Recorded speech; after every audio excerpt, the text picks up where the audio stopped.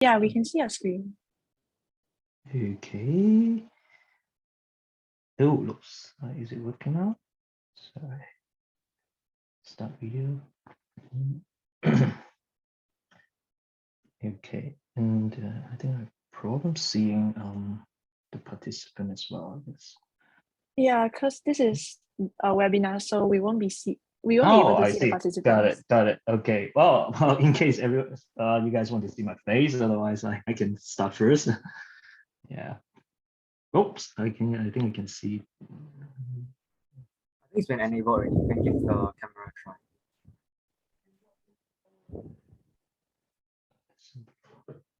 Or shall I log out and log back in again?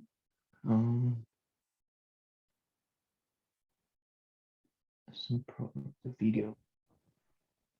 Let me check with the host on this. Yeah, thanks.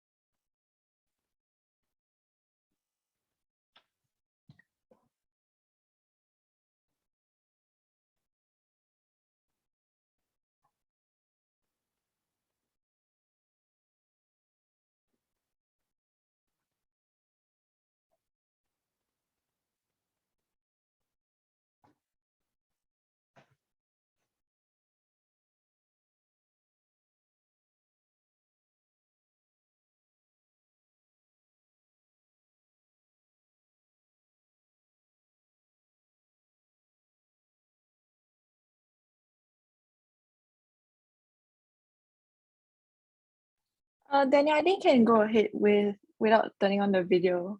There's some technical difficulties about that. Understood. Okay. Yeah. No worries. Okay, then let me share my screen again, and then Sure. let me know if any problems in the screen or any other problem. Yeah, sure. Okay, can you see the screen? Yeah. Yeah, we can see it. Okay, cool. Okay, let me start now. So so today very happy to talk to you. You're all here. Looking forward to it, and then I will start with like a quick introduction of Starbank first, and then we'll talk more about like what Starbank has been doing, and also talk about the market. And of course, before that, we'll briefly talk about like blockchain and NFT in general as well. But I guess you guys should be very familiar with this technology already. Okay, so let me quickly start a quick introduction about our company. So we are based in Japan, but very global company too. Later on, you will see our profile about like each of the members here. And so we are an art blockchain company, and also we are CSV. So we have the social in mind all the time, the society in mind. And then what we do is we provide infrastructure like to record like art information, and that is through the technology of NFT. So we provide infrastructure, and also we provide a like kind of very user-friendly interface for people to use our service. And as you know, like in the art market, like people may not be very like tech savvy. So this is how we try to have more people to be able to enjoy our service. So and if you can see like from the from the graph here that like we try to like help everyone in the creative ecosystem that like, for example, the artists, the IP content holder, also the collectors, the public, the museums, everyone to share the value of art through NFT. So as you know, like NFT would help the artists to get a better life through the royalty, and then collectors, handlers, they would be able to to kind of verify whether artwork is real or not, and also it will give birth to new creativity like through the digital in the digital format. So I will go into more detail later. And next, this is a brief introduction about our team. So we are like 40 or people, or even more than that right now. Half of that I'm an engineer, and then from 12 countries, we speak 10 languages. It's pretty rare in Japan, but like we are a truly global startup based in Japan. And then the CEO Tai He, he's an artist actually, but also he has a master degree in IT. So I would say he's a genius. I would say and also Tomo-san, yeah, who joined us today as well. He's ex-Goldman, and then also have like various startup experience as a CTO. And myself, I used to be with Merrill Lynch and then also SBI Group, like two financial big players in the world. And then, but like, of course, I before, like, I think I joined Startbound earlier last year because I just feel like, it's so exciting about the art market and NFT, right before like people talk about NFT. So really happy to see like people start to realize like how powerful NFT is. And then we have been working with like 100 of galleries and also like some major foundations in Japan and some also major enterprise, including Shueisha, which is a very famous like manga company, And we have been working with Southeast SBI Art Auction. I'll tell you more about the examples like later on, like how we collaborate with them, to roll out kind of different kind of services, And for us, like we also have like some very high profile investors to very interesting mix, including academics, and then also Denzu, major marketing agency, television company, and SBI Group as well. And in Japan, we are very well recognized. So we are selected as one of the companies in the J startup. So on par with many kind of unicorn, including Mercury. I don't know if you know that company. And then also because we adopt a layer 2 solution called Polygon very early on. So we are also selected by the government as a kind of net zero leaders.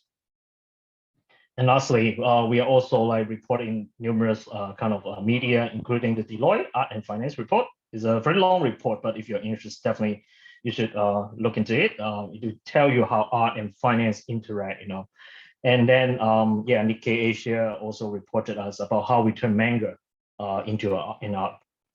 Okay, so this just a quick introduction about the company here. Daniel, is it possible to make your screen full screen? Yes, sure, absolutely. Okay. Yeah, and you should be able to enable your video now. Oh, sure. Okay, right. Oh, it works. Yeah. Okay. Well, I see. Hi, hi everyone. Yeah. Okay, let me keep going. Sorry, quite a lot of things going on here. Okay, sorry.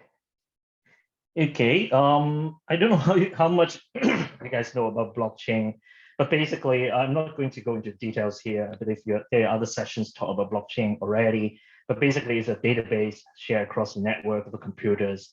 So it's very difficult to change because everyone's kind of like share the same piece of information. They all know the truth, sort of, and it's very open, transparent.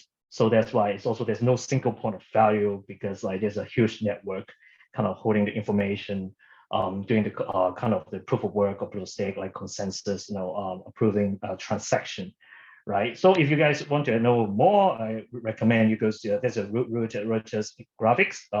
It explains quite well about blockchain in some kind of like easy to understand graphics. And then so next is why this like blockchain is so influential, so important.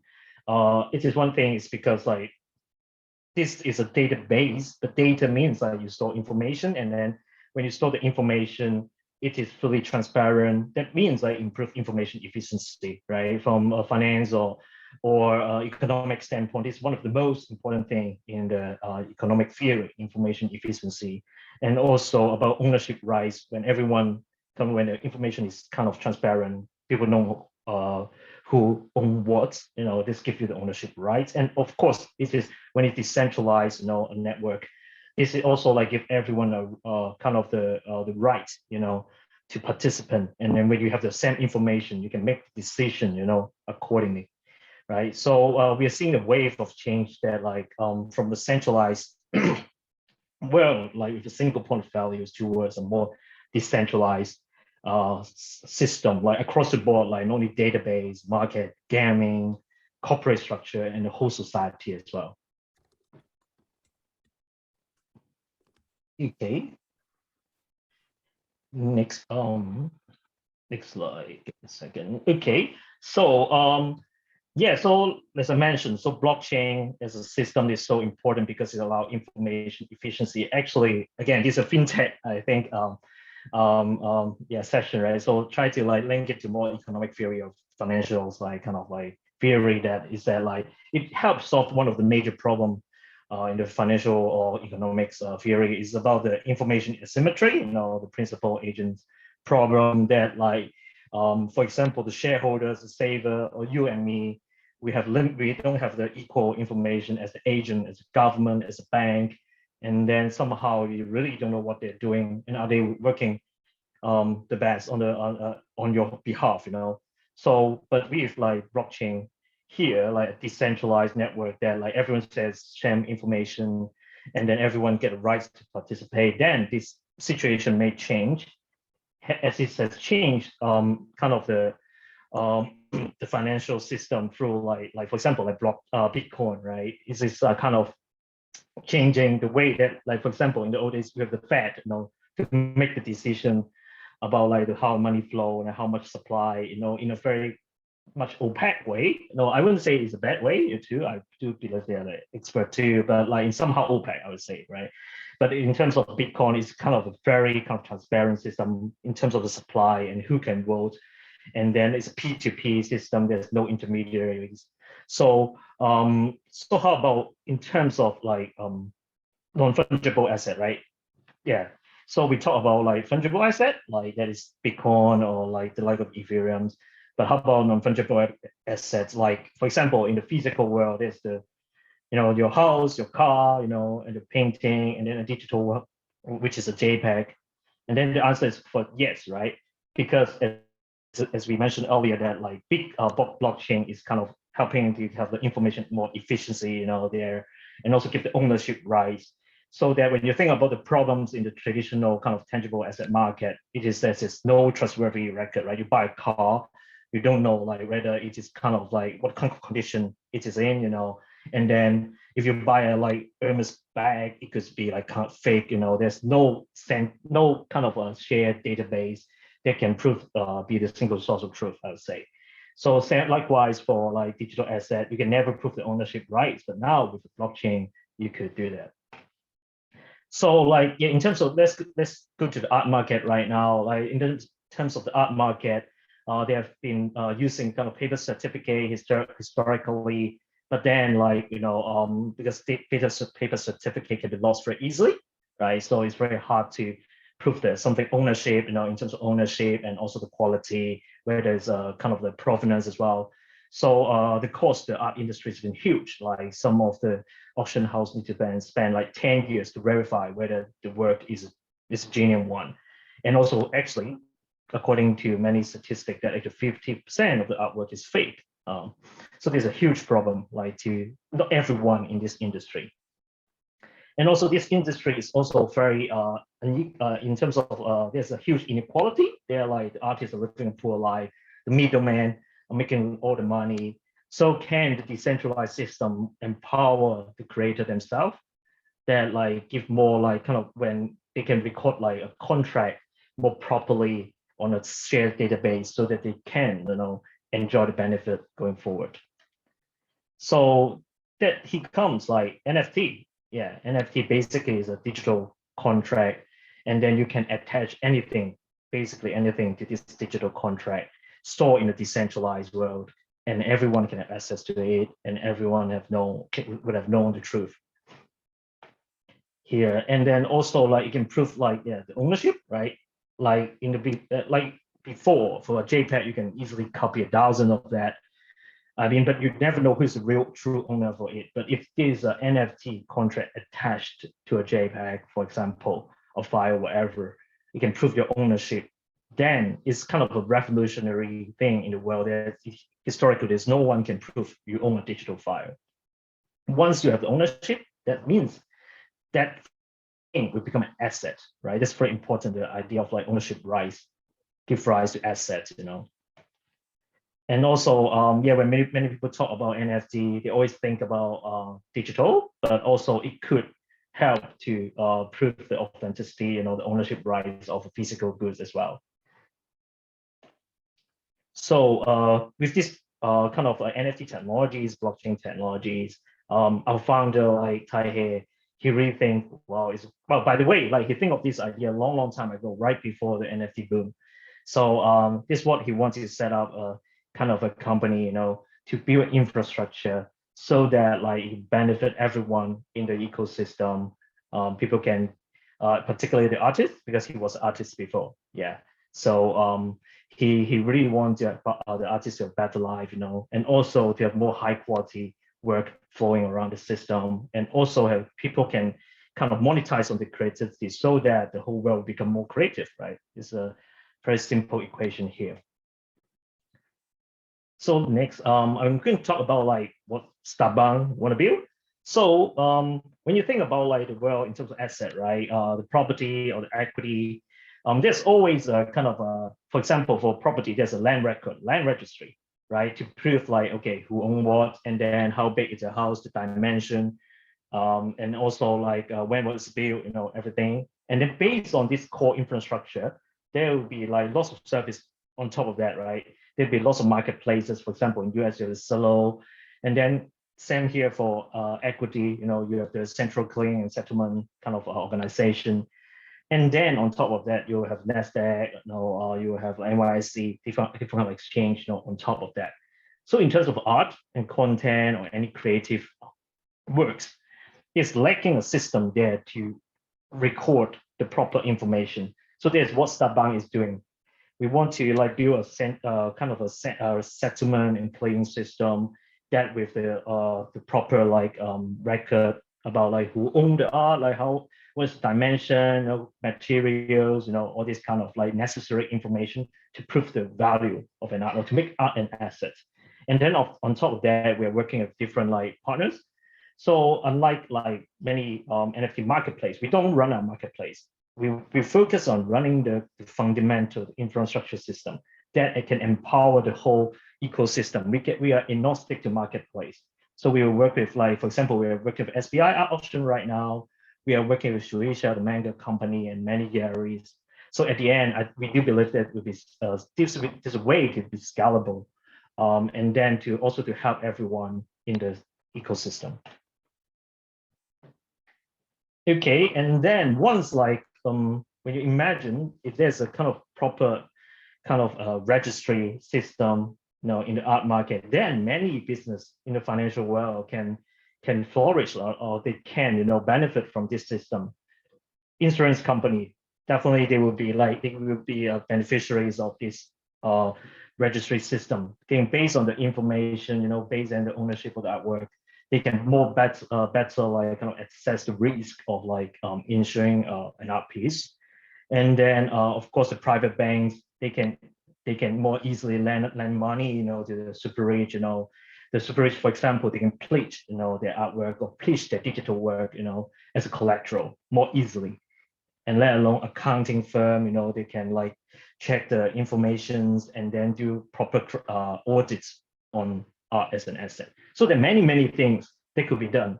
And then I know many of you are like students in the studying economics or finance. I do think like, in the next 5-10 years, there will be a huge boom in this area. I think for example, no insurance company offering like digital insurance on digital asset yet, right? There could be a huge potential. So I do appreciate like the students, everyone, or anyone here, like they can go home and have thought, and then maybe like help think about new ideas of how to kind of like make this ecosystem more like sustainable with all these kind of financial services.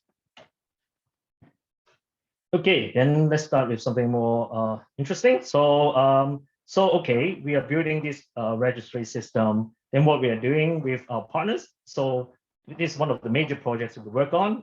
We work in Shueisha we provide like blockchain certificate to ensure the authenticity, of the art piece, of the screen print here. Like you can see it's pretty high quality work. And then the French President Macron also received one of them. So please, you can just feel free to check it out. I think it's not only one piece. There's any other manga too. I'm pretty sure many of you are manga fan here.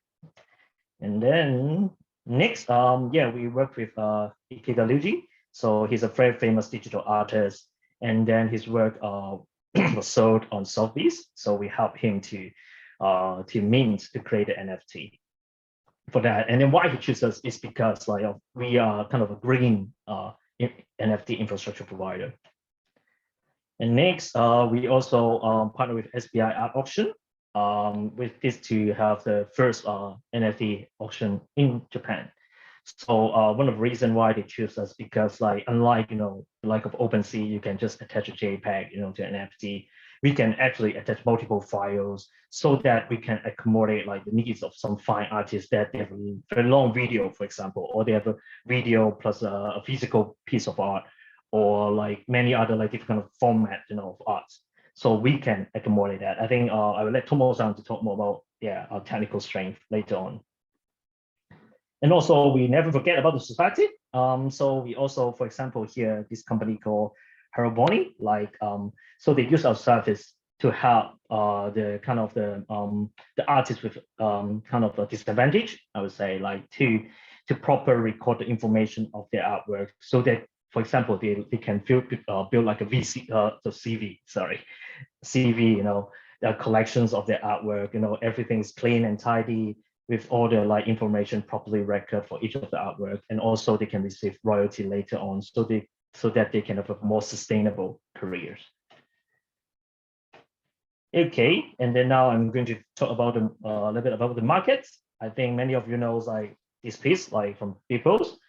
It was sold for 69 million, which is in Japan is equivalent to 69 town mansion, we call it, like, or condo, I think it's called, like.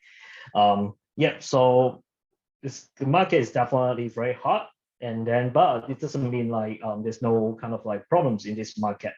So, but it's good or bad, like I think every beginning of a new market, there must be some problems, right? So I really hope like through this discussion here, or everyone can hear from now on and start to think, how do you make this market better and more sustainable?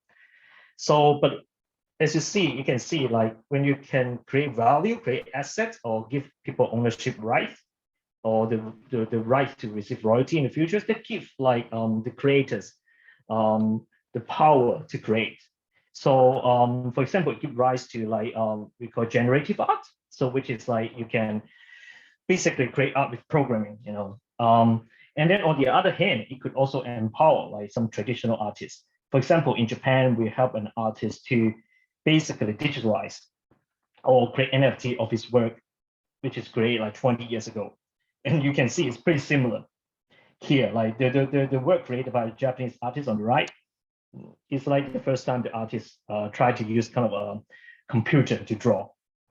So you can see the connection here about creativity, but definitely this new technology called NFT is giving rise to new ideas, and also refreshing some kind of traditional art as well. And also, we are helping the fashion industry too to create NFT. So I don't know whether you guys know this manga, but like this fashion brand called Enrage, they kind of create a digital and physical outfit, with a digital twin, let's say. So and then it was on sale, and it's also out.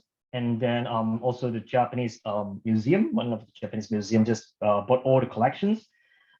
It's gonna be, I think, exhibit like summer this year. So I don't know if you have time to go through the video here, but I can, So it's pretty cool here, you can see.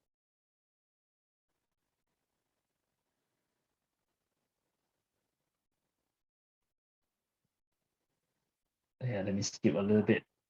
You can see the physical and also the digital interaction here. Here you go. This is the digital piece.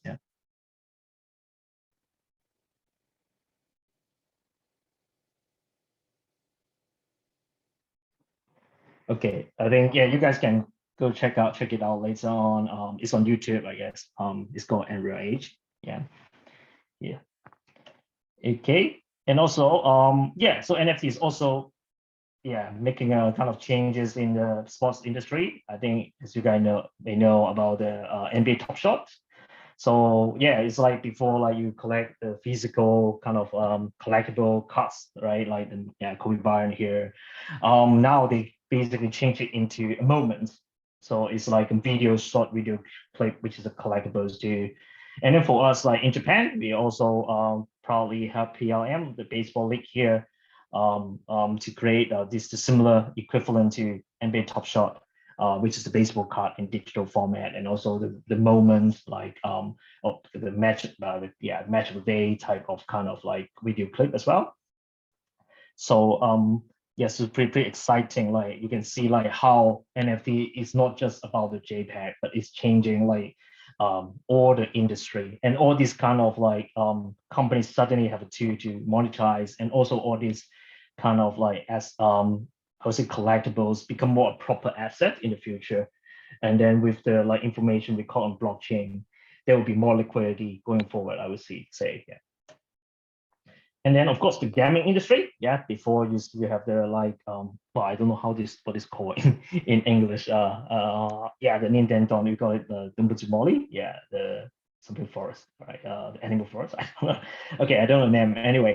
So yes, so in the beginning, in the old days, right, it's paid to play, right? Now we have the like a sandbox of Decentraland. It's called play to earn, you know. So with NFTs, the things you bought there, it will become kind of an asset itself, and you can trade it, you can sell it in different markets. And also with the benefit of NFT, you become a stakeholder of the game, right? You don't just pay, and then but you can also earn. You can also like guide like how this kind of game to go in the future, and this give rise to metaverse, right? That's how people describe metaverse. Is like yeah, you have a different life, you know, in a virtual world, and then there's rules in the metaverse, in the virtual world, and also you can like create and you can monetize on that. You can do many things on that. Yeah, so this is the hot topic right now, and let's see, let's go to the next one. So right, yeah, so with the metaverse, like I told you, metaverse, actually there are many assets in the metaverse, or many other like kind of NFT bought anywhere. Right now you could probably like sell it on OpenSea, yeah, which is one of the only secondary market there, like although the bigger one, I would say, not only but the bigger one there out there. But so because of the NFT give rise to digital asset, you know, this also give rise to many markets out there.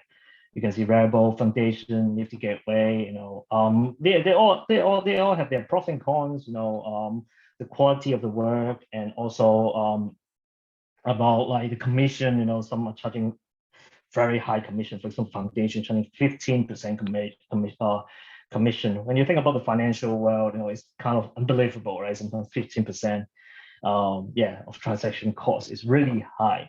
So yeah, so I would say this market is still kind of like in the infant stage, you know, but in the future, like I'm sure like this market will become better, you know, more competitions, and also yeah, the transaction cost will further compress.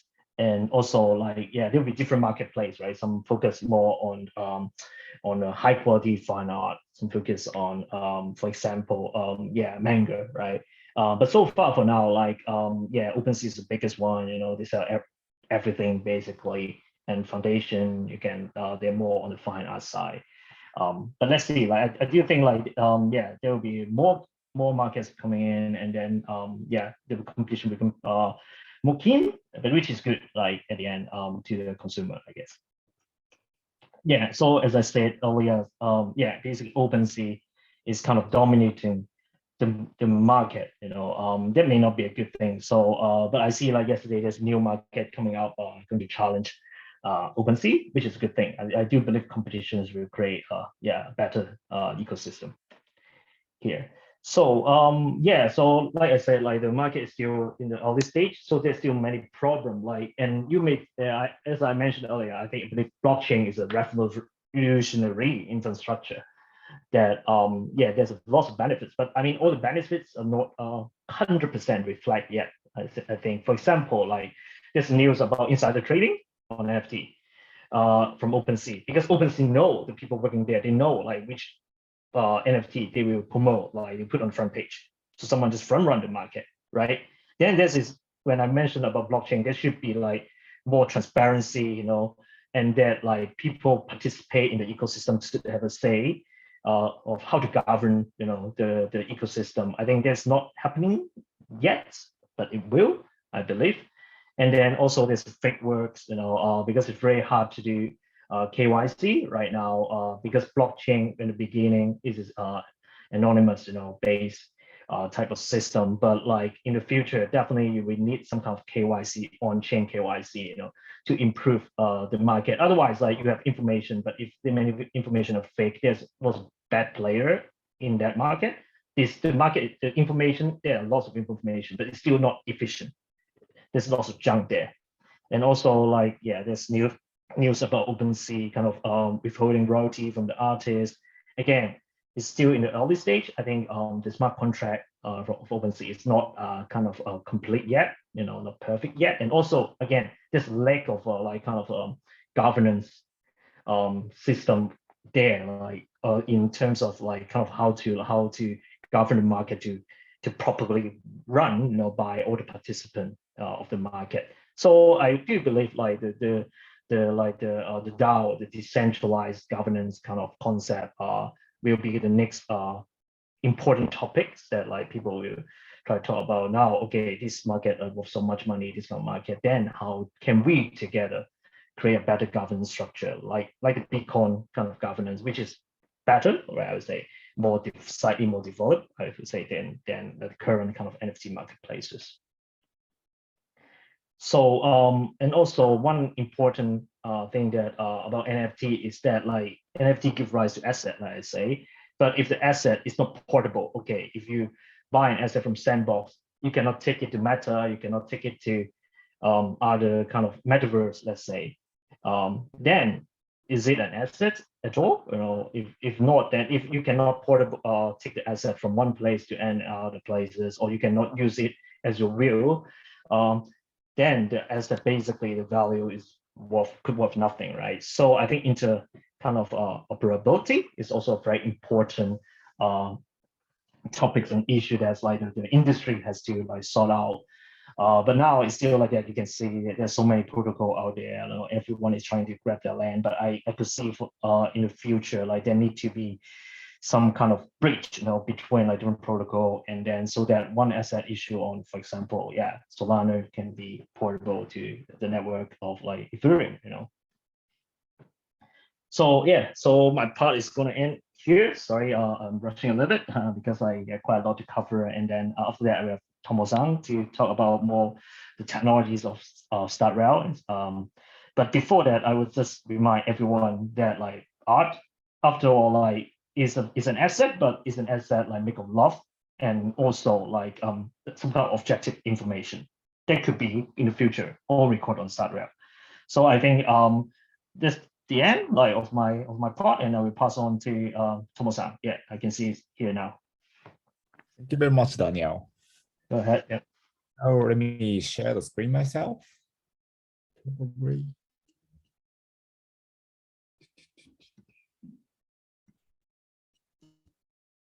Great. Daniel, do you see the screen? Sorry, you want me to share? You want me to share? No, I think I just share the screen, but you don't. Yeah, see I can that? see it. I can see it. All right. Okay, thanks everyone. I'm Tomo, CTO at Start1 company. So I will talk more about what we actually built. So I start with some overview. So Daniel already covered that we built kind of NFT system to improve the authenticity and also reliability of the artworks or any kind of creatives by human beings. And here's the overview of what we built. So we not only built the smart contracts kind of programs running on the blockchain, but also we developed the surrounding systems such as the API or the web interface and the NFC chip, etc. So let me cover that a bit. So on the right-hand side, we have StartRail, the smart contracts running on the blockchain like Ethereum or the Polygon network. So basically, Polygon network is the one lightweight blockchain compared to most famous one called Ethereum. Ethereum is very kind of secure and popular, but as Daniel touched on bit, it's very expensive. So we decided to move to the Polygon network for now, and possibly we want to move back to the Ethereum, but it's kind of undecided. As Daniel mentions, the NFT and also kind of blockchain smart contracts are still in early stage. So let's see. But for now, we use Polygon network.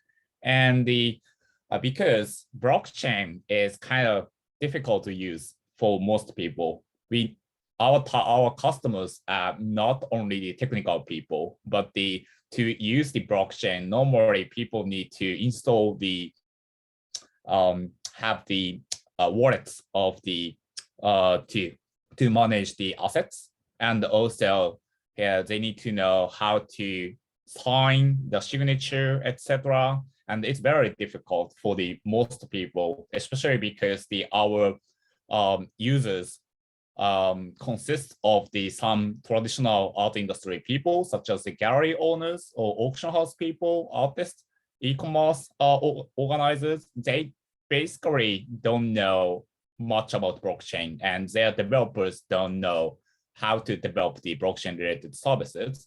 So that's why we not only provide the smart contracts on the right-hand side, but we also provide the API and SDK and web interface, so that the ordinary people, non-technical people can manage their Ethereum address and the private keys, and also have the interface to easily access and commands to the blockchain. So for example, we don't expect users to pay for the transaction fees of the blockchain. We basically pay on their behalf, so that they don't have to deal with the kind of transferring the currency, the cryptocurrency, to pay for the transaction fee, etc. Those preparations are kind of difficult for most people. So we do on their behalf, and to do that, we have the API between the web interface and the blockchain. And because so we have several types of users, gallery and artists. Most of those people want to visit our web interface on the kind of center side, our UI for the portfolio and issues management, where they can issue and transfer NFT. They access here at our website and issue NFT and transfer to the buyer at a physical gallery or auction house. But when it comes to some more automated system, like the e-commerce or the NFT marketplace, then they want the NFT to be transferred automatically when the file is sold on their marketplace, right? So we also we also have our SDK on the front-end side and also API for their backend side, so that they can issue or transfer those NFTs without having the high degree of the blockchain knowledge. Just they only need to have the web development skill, don't need to have the blockchain related knowledge so much. And we also issue the NFC chip for the physical artworks, so we can embed or attach the NFC chip onto the physical artworks, and there's a URL in the NFC chip, recorded in the NFC chip, and they can access to our UI for the viewing certificate, and from there they can also log in and prove the ownership. Yeah, that's the overview. So we have smart contracts and we have API for the easy kind of access to the blockchain, and we have interface, a web interface, as well as the NFC chip for the physical artworks. That's the overview of what we built. Okay. So I will dig more into each. So Startrail, basically it's the kind of smart contracts defined on the Ethereum-based blockchain Polygon network. We issue the NFT called Startrail Registry Record, or SRR. And so yeah, it can record the provenance, transfer records, or the proof of authenticity and the proof of the ownership and the contract terms, such as the what kind of rights the owner or the author of the NFT has, such as the can they exhibit or the how much royalty fee they need to pay on the secondary sale, those things. And yeah, so and we care for the some features such as the flexible upgradability.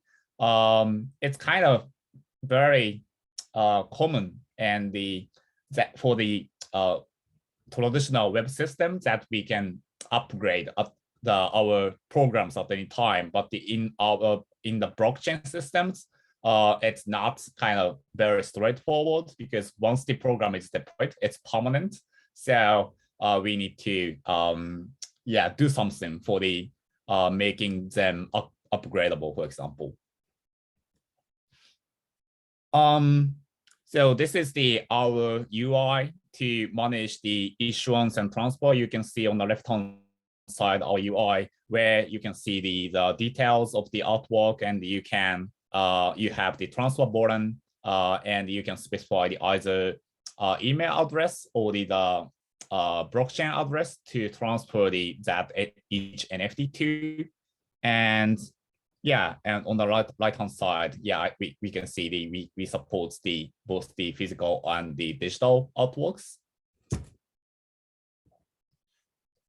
And another specialty for our smart contract is that the base most of the NFT just records the ownership and the history of the ownership information, but the value of each artwork depends on some other information as well, such as the exhibition history. Let's say if one artwork has been exhibited in the very popular museum, such as the MoMA Museum or Metropolitan Museum in New York, for example, then that increases the value of the artwork. So we record not only the provenance, the ownership history information, but also the exhibition history or the repair history or the auction history, those things. And and we can the one NFT can have multiple assets inside, such as for example, the installation artwork may consist of one audio file, one video file, and one PDF file, which is for the kind of instruction of how to install that installation artwork. So, and this is something special for the SRR, our NFT as well, as most of the NFT only supports to represent only one file, one digital file, but we support the multiple files to be stored in one NFT. And we also another specialty is something called the licensed user. This is basically to manage the NFTs by multiple people, because our target is artists, collectors, and auction houses, galleries, etc. Right? And for galleries and auction houses, for example, they have multiple staffs and employees and administrators, right? But normally the address, the relationship between the Ethereum or blockchain address and its private key, password, is one-to-one relationship. So it's very difficult to share the one account with multiple people, because knowing the private key password basically gives the 100% access to that accounts. But as I mentioned, it's very natural for the organizations and popular artists to manage the one account by the multiple people. So we want to share the KYC information once we verify that this is kind of verified as the ABC gallery, or this address is verified as the popular artist, such as Jeff Koons, for example. Then we want to share that KYC information. This is the address which we already verified to the other marketplaces as well, but it's very difficult by nature of this thing I mentioned. So we we developed the licensed user system that's basically the one we deploy one contract per artist or the organization, and we can have the multiple owners or the administrators to each account, so that the multiple people can manage the one account, such as the artist or organization, like the auction house. Another thing is the StartRail peg, which is, so although the NFT has some common interface, the one of them is the ERC721, but ERC721, the benefit of the ERC721 is that the kind of interface is defined. For example, to transfer the NFT, we call the transfer from function. So that's because the community define, we call it transfer, not send or the give or something like that. That's the kind of common agreement between all developers that we call the transfer command when we want to transfer the NFT. That's it's not agreed that how to record the royalty fee information, for example, or how to distribute that royalty rate, or how to store the exhibition records. Those things are not defined. So the different NFTs which are issued by different marketplaces or services have slightly different features or the set of the information in their NFT. So by pegging those third-party NFTs to the StartRail's NFT, we can make the two different NFTs provided by different services to have the common features and same features, so that the marketplace or the secondary marketplace or the portfolio management tool, like the wallet application, to visualize the information in the same manner across the multiple NFTs.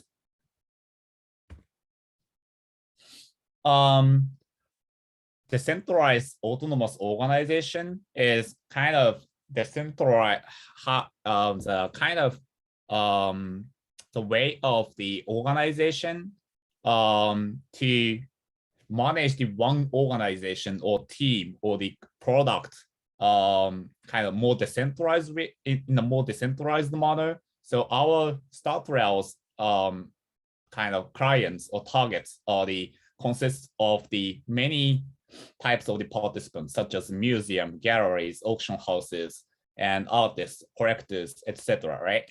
And we don't want to govern the StartRail only by StartOne in the future. We want to, because their participation, we need them to write the data and read the data from the StartRail and contribute more on how to improve the StartRail ecosystem.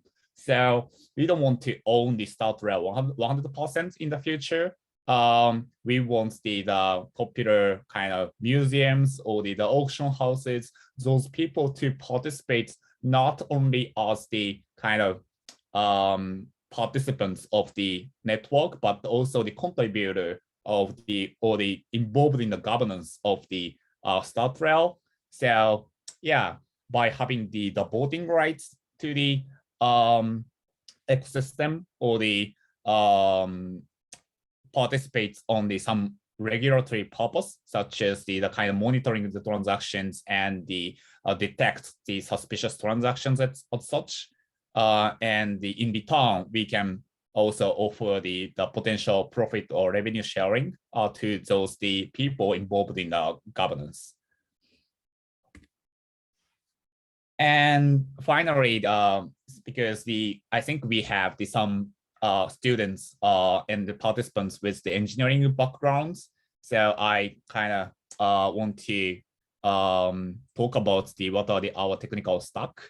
So So we have front-end system, back-end system, we have infrastructure on the cloud infrastructure, and we have blockchain and other tools. So for the front end, we use the Next.js and Next.js mainly, and for the backend side, we use the Node.js in TypeScript, and for the framework, we use the something called Nest.js. It's like the Ruby on Rails in the Ruby world. And infrastructure, we use the Kubernetes with the on the Google Cloud Platform or GCP. And blockchain, we use Ethereum and Polygon, and we use the graph for the blockchain indexer, because the blockchain is not suitable for the searching the data. It's highly optimized to manage the data in a decentralized manner and make it difficult to compromise. So to smoothly search for the blockchain data, we need something like the blockchain indexer. So we use the graph for that. And we use GitHub for source control. We use Circle CI for the CI/CD pipeline. We use Figma for the design management. And for our day-to-day communication, we use Zoom, Slack, Notion, GitHub, and Jira. Yeah, that's it for my parts. Daniel, do you want to have the access again for this appendix, or? No, I think, yeah, we can skip that, I think, yeah. And then, yeah, we can open up for questions. And I hope you guys enjoyed our presentation. Yeah, it's a bit long, sorry, but I hope you guys find it fun. All right. All right. Thanks, Tomohiro and Daniel, for the very insightful workshop. So we will now move on to the Q&A section.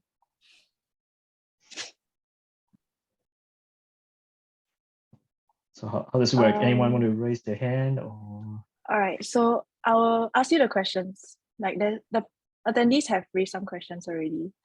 The first one will be, what is something that has yet to be solved that can be done through the use of NFTs? Wow, there's many things. Okay, Thomas, can I share the screen briefly? Let me see. All right. Okay. Give me a second. Screen. Oops. Why is it not sharing? Sorry. Maybe close it accidentally. Okay. Anyway, yeah, I can just talk you through. I think yeah. So like I mentioned earlier, I think the biggest changes NFT brings to well is that it gives like ownership rights, to digital asset. I think there's never seen before, like in history. So when you give ownership rights to an asset, new class of asset, that means like you give like empower lots of people with particular those people who create this kind of digital content or digital goods. So I think it's revolutionary. So definitely NFT can do that, and also NFT is can also record information, some kind of unique the uniqueness of some kind of asset. For example, like I mentioned, like painting or a car or a house. So all this kind of historical information about the house, like when it was like repaired, by home, and then for an art piece, like where was it like exhibited, will be all recorded in a kind of tamper-proof database. With this data, with all this information, this kind of information means what? Value. How you evaluate the value of a car or an artwork is based on information. So that's why I say like the kind of like decentralized database, the source of truth, will give rise to value and asset. Yeah, I think it's what NFT are bringing into the world right now. The impact, I think you can already see it. Yeah, I don't know if Thomas has anything to add on that. Yeah, so now by using NFT, you can just prove your ownership. That's very revolutionary, but the how to use the NFT is still not yet expanded that well. So for example, the good example is Metaverse. So if you hold the NFT, what can we do with digital assets? And because smart contracts are basically programmable in any way, so we can define in the computer program that by having that NFT, what we can do with the NFT in the kind of several services, such as the Metaverse application or marketplace or the portfolio management tool, that is kind of still not yet kind of expanded so well. So by having the kind of improvements on the performance of the blockchain, as well as the other surrounding systems such as the Metaverse, we will have the much more features on top of the NFT. Hey, I see a very interesting question about the NFT, the IC chip, yeah, for the physical work. Okay, Thomas-san, can you see that as well? Which one?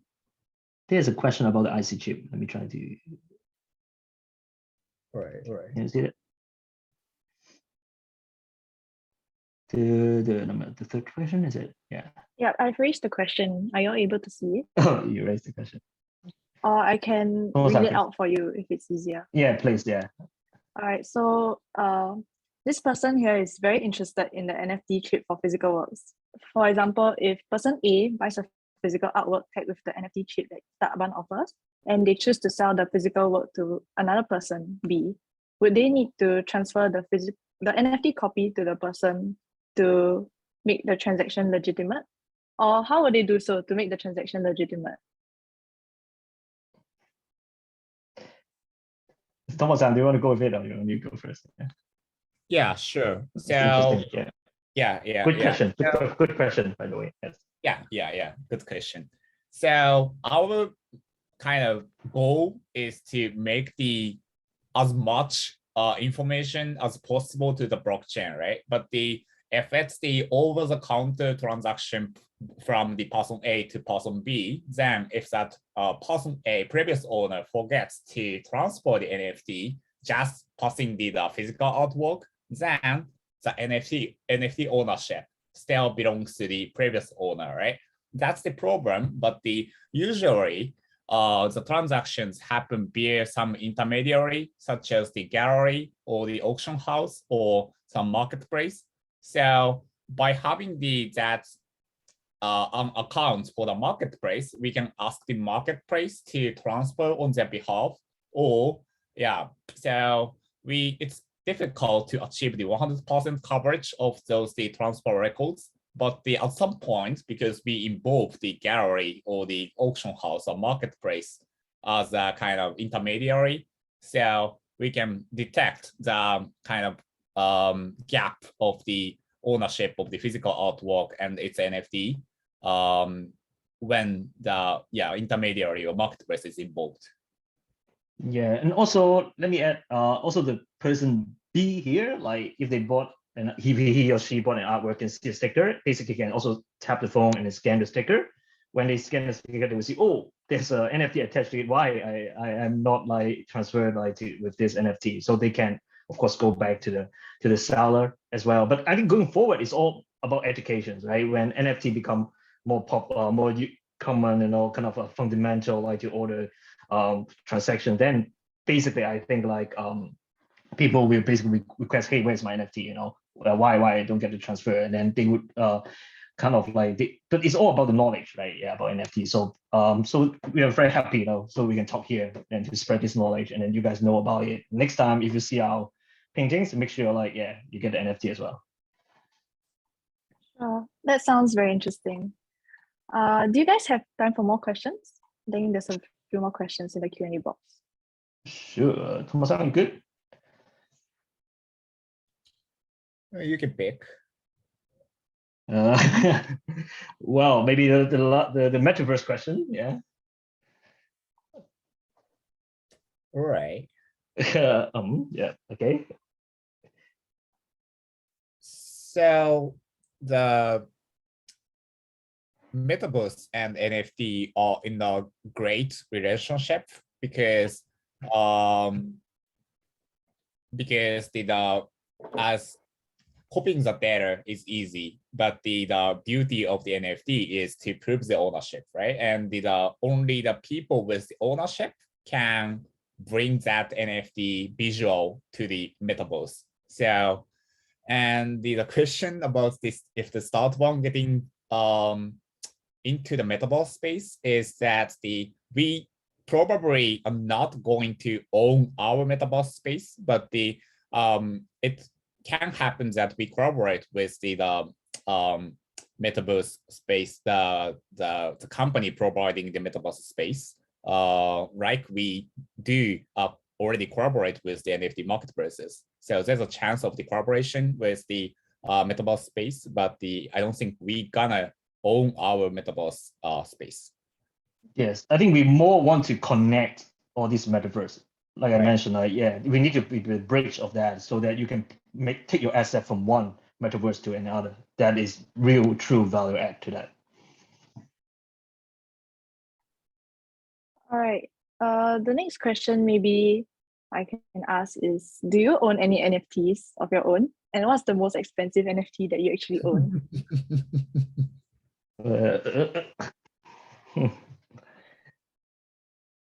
Well, this is the most difficult question, I guess. Like, look at that. We don't know how to answer this one. Oh yeah, Or maybe I do have. just answer No, which I NFTs do. you I do own. have one. Yeah, I do have one. But let me say, like NFT again, like it's just non-fungible token, right? It doesn't mean nowadays the definition of NFT is pretty blurred, right? It's what you imagine is those kind of JPEG and stuff. But like I believe, like for example, Tomo-san owns some kind of like physical artwork, yeah, and attached with NFT too. Yes. So yeah, so it's hard to like it's not say like the digital no JPEG you see, like, but we do own like different. I do own a few, yeah, and not too expensive one, not really a very affordable one, yeah. What I own. How about you, Thomas? I have one the interesting NFT, which the image was written like 30 or 40 years ago with the very old first Mac in the world by Apple.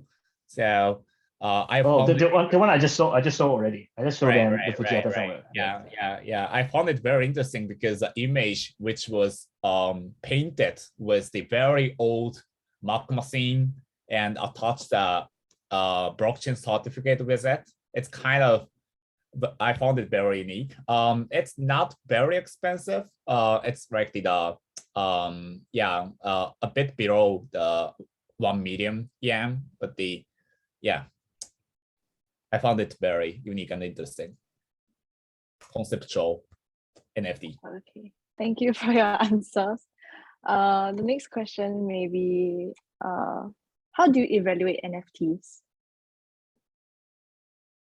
This is their also value. a good question. Yeah, so basically what NFT gives is to enable to prove the ownership or the copyrights, those information on top of the digital data, because the digital data has been easy to copy, so it was difficult to sell. And it was also difficult to prove the ownership and authenticity for the physical artwork, right? But it doesn't increase the value of the art piece or human creative, in my opinion.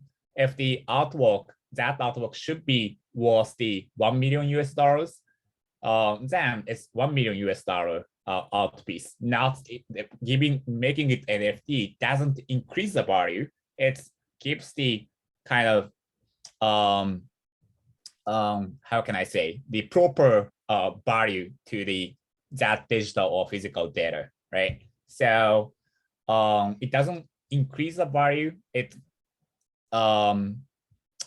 it gives the data or physical kind of appropriate real proper value in it. So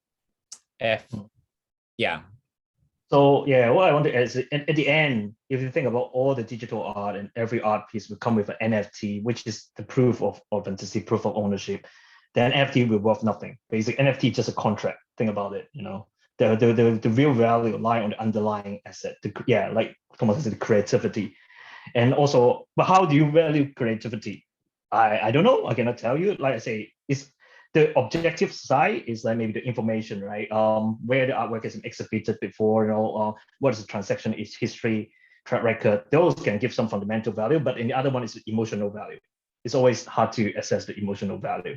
So that's why I say it's about love. It's at some point, you know, love and also some objective track record, provenance of an artwork. Yeah. And art pieces, because art pieces not kind of mass production product.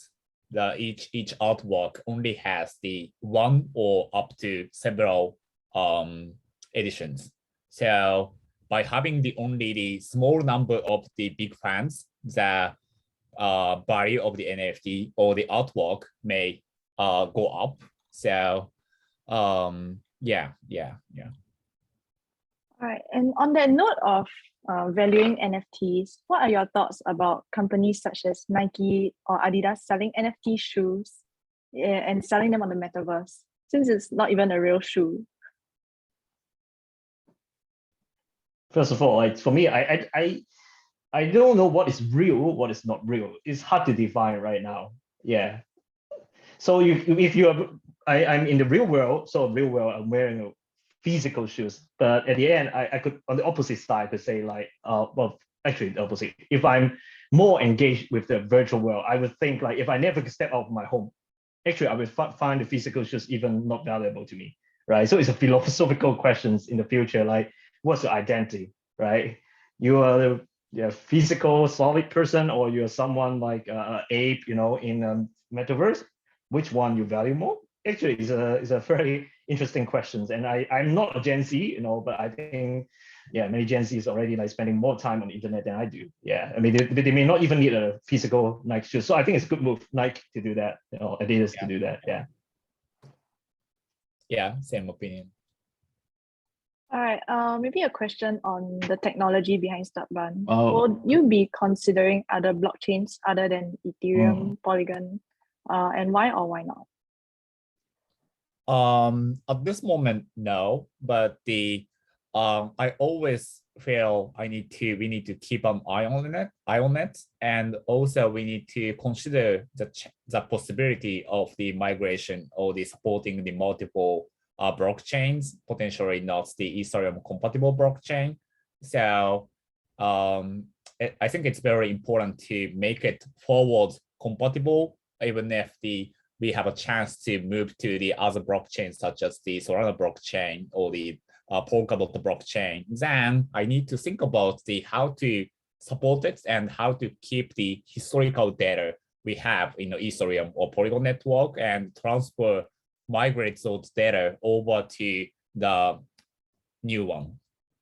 So there's always a chance, but at this moment I don't have a kind of short-term plan to move to other blockchain. Okay. There's a lot of questions coming in. Are you guys open to answering more of these questions, or do you need to go? Sure. Okay. So the next question will be, by attaching NFT chips to physical art, do you foresee a potential issue where forged art can be legitimized?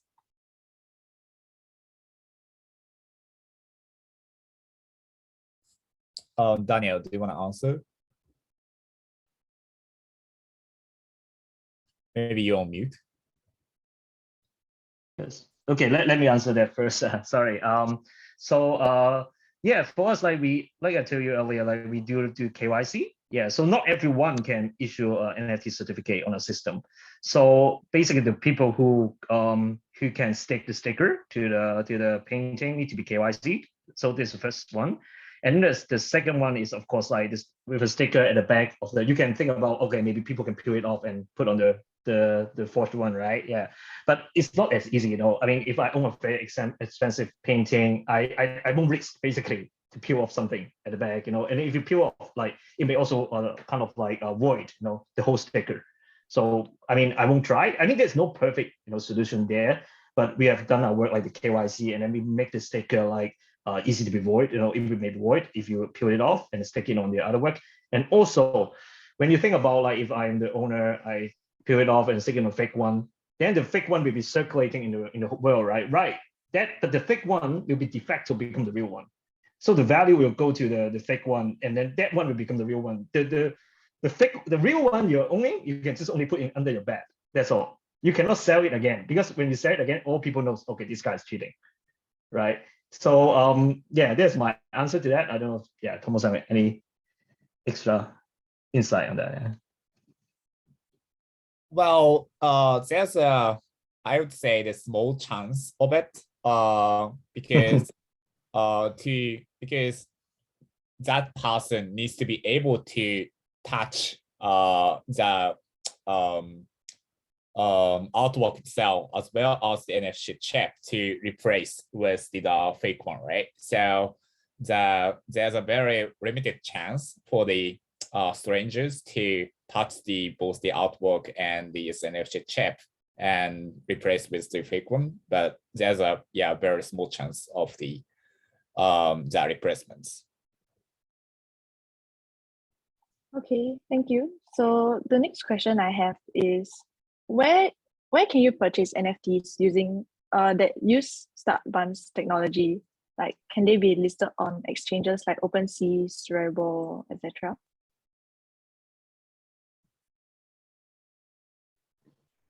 Okay, go ahead. Yeah, Tomo-san. Yeah, so basically, by taking the example of the OpenSea, OpenSea fetch all the NFT information on some blockchain like Ethereum and Polygon.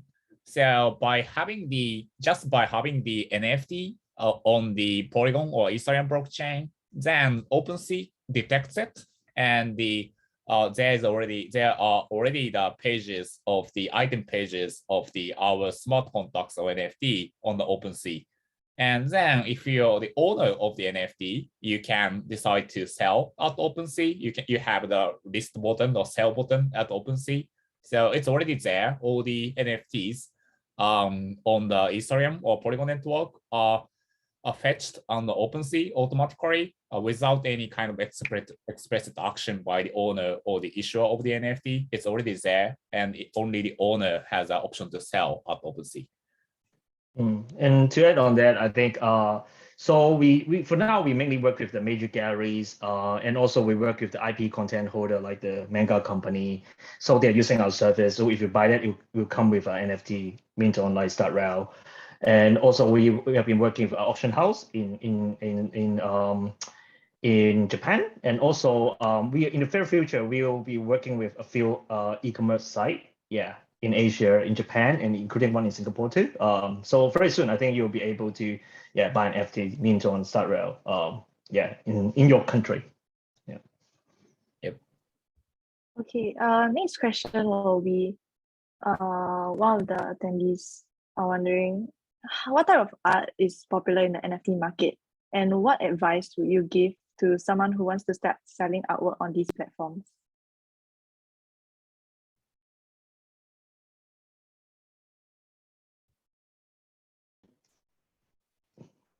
Tomo-san, do you want to take it, or you want me?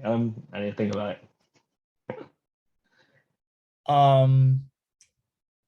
It's not answer to the popularity, but the one interesting type of the artwork I see is kind of generative art, and also the artworks made by the multiple collaboration by the multiple artists in a kind of programmable way. That's the one thing I found was the one artwork have the multiple layers, and the multiple artists can participate on the same artwork by adding the more layers onto the same artwork.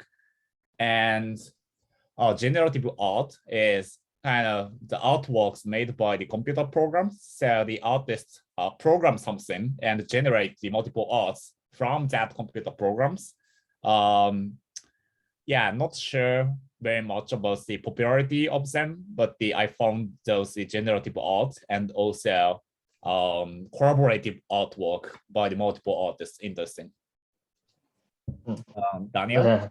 No, I don't think there's a winning formula. Today, I just read the news that this an Indonesian guy, I don't know if you read that, he took a photo of himself 200 days and then post that every day, and he sold for, I don't know, 700 whatever, Ethereum. So it can be anything. It's really unpredictable. I'm sorry. And I work in the financial industry before, so I would just say I'm not trying to give any kind of investment advice or kind of how to make money. It's just but I think just do something you like, and then just give a try, because the cost is low. Now, well, if not using Ethereum, actually the cost is low, then why not give a try? Maybe you'll be a millionaire. So I would encourage everyone to try your luck.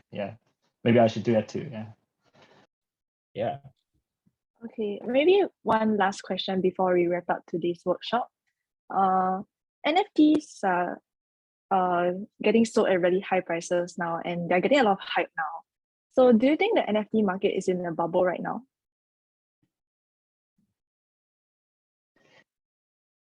Yes, for me. Yeah, my answer is yes. Is it a bubble? Yeah. But Yeah, doesn't same mean on- it's not but it doesn't mean it's not sustainable. After the bubble, then I think it will become more sustainable, the market. But that needs maybe a couple bubbles. Like if you look at the stock markets, every kind of markets, it needs a couple bubbles. Yeah. So that like we'll clean up all the bad players and then have a better infrastructure, more sustainable, future. So with every bubble comes a crash, right? So Yeah. do you foresee a market crash coming soon? Or when do you foresee it coming? Okay. I think it's coming soon. I think for me, it's my personal view, not the house view. Okay, like I think it is. Yeah, I need to declare, right? As a financial guy, I think it's coming soon. Maybe it's happening right now. I don't know. Like recent days, the crypto prices dropped quite significantly, and as you know, like the NFT market is mainly driven by the crypto. People get very rich, like with their ownership in cryptocurrency, and then they just like need to cash out and buy something. So with the crash of cryptocurrency, then it will also like take the NFT markets down. So and also the whole financial market is deleveraging right now, right? You can see all kind of risk assets, going down. So looks like for now the correlation is still quite high. Yeah, the crypto market to risk currency. Yeah. So unless like somebody market think it's a safe asset, but I don't think so. As long as it's deleveraging, people need money to plug the hole, then the whole investment kind of like will like go down. Yeah. That's my point of view. Actually I don't Oh, they're different. Okay. I don't I expect some crash, but I don't expect the sudden and significant crash, like down by 90% or 80% or something in a kind of short amount of time.